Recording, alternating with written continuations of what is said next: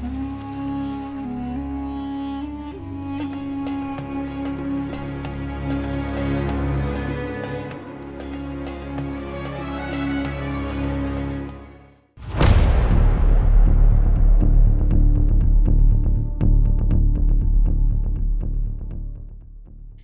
का कर्मयोगी जिसके हाथों में आई मठ और मुख्यमंत्री की कमान।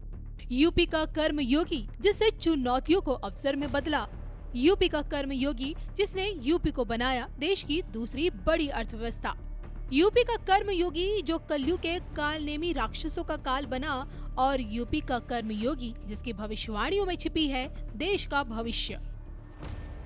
खरमास खत्म होते ही मुख्यमंत्री योगी आदित्यनाथ के एक बयान ने कट्टरपंथी ताकतों की अकल ठिकाने लगा दी है। कयामत तक की भविष्यवाणी करने वाले योगी बाबा ने बाबरी का नाम लेकर जिनके सड़ गल जाने की भविष्यवाणी की है, उस पर इटावा के एक मौलाना का ऐसा खून खौला कि तुरंत भड़काऊ बयानबाजी कर दी। आखिर ये पूरा माजरा क्या है, इसी पर देखिए आज की ये सबसे स्पेशल रिपोर्ट। योगी की भविष्यवाणी, मौलाना की चेतावनी, कयामत तक सड़गल जाने की भविष्यवाणी, भड़के मौलाना ने उगला जहर। देखिए सिर्फ धर्म ज्ञान पर। शंकराचार्य का स्नान विवाद हो या फिर यूजीसी के नए नियम, विपक्षी द्वारा बाबा को औंधे मुंह गिराने के लिए चौतरफा फील्डिंग लगाई जा चुकी है।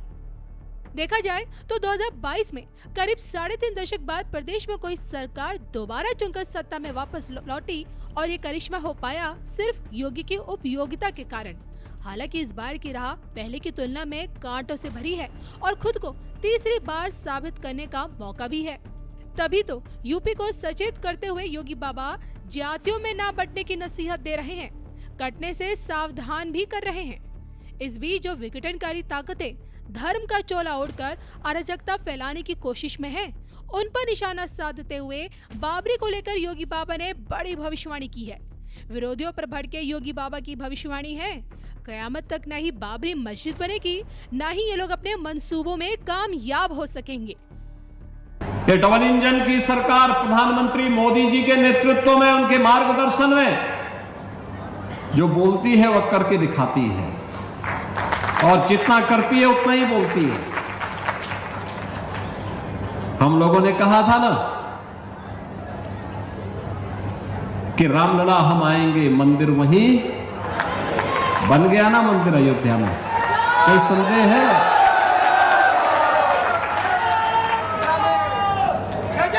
कोई संदेह है?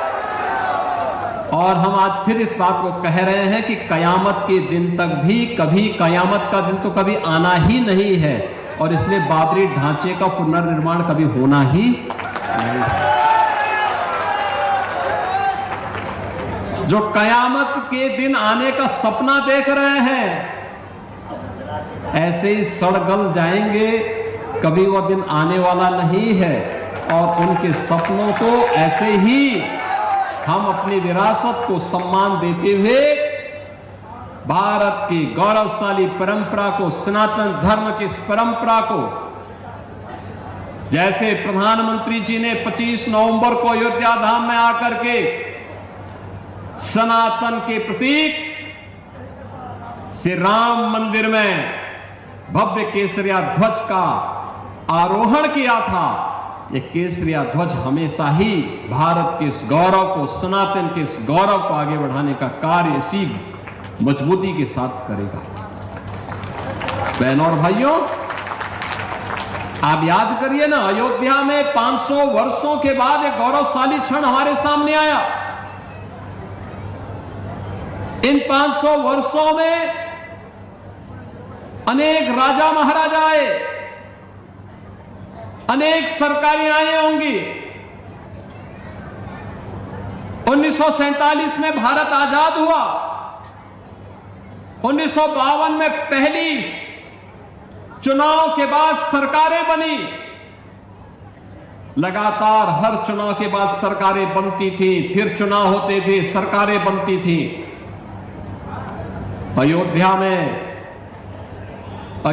में भगवान राम का, उनकी जन्मभूमि पर भव्य मंदिर के निर्माण का कार्य हो। आखिर ये उनके मन में क्यों नहीं आया? आज तो हर व्यक्ति कहता है कि साहब राम हमारे भी हैं। हमने कहा सभी के हैं, राम तो सबके हैं, भेद इसमें है ही नहीं। लेकिन कुछ लोग हैं जो अवसरवादी रवैया अपना करके जब संकट आता है तब राम याद आते हैं और बाकी राम को विस्मृत कर देते हैं, राम को भूल जाते हैं। इसलिए भगवान राम भी अब उनको भूल चुके हैं। अब उनकी नैया कभी पार नहीं होनी है, उनको कभी आगे नहीं बढ़ना है। इन राम द्रोहियों के लिए अब कोई जगह नहीं जो राम भक्तों पर गोली चला रहे थे, राम काज में बाधक थे। इन लोगों के लिए अब कोई जगह नहीं। और जो लोग अभी सपना देख रहे हैं बाबरी ढांचे का, तो उनको हम भी ये बता देना चाहते हैं कि कयामत का दिन कभी नहीं आने वाला है और कभी नहीं आएगा।